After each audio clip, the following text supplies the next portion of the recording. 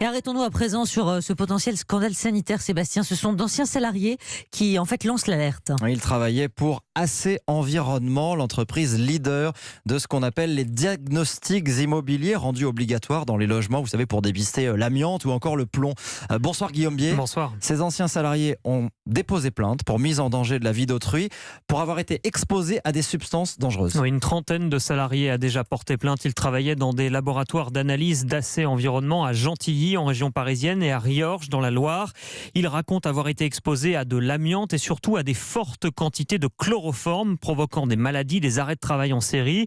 Mais la directrice des laboratoires a fermé les yeux, d'après Florian, qui y a travaillé pendant 3 ans. Certains de mes collègues ont fait remonter à plusieurs reprises à la directrice des laboratoires que ça sentait le solvant, que ça, alors c'est pas normal. Et à chaque fois, la réponse a été vous n'avez pas de souci à vous faire, tout est sous contrôle.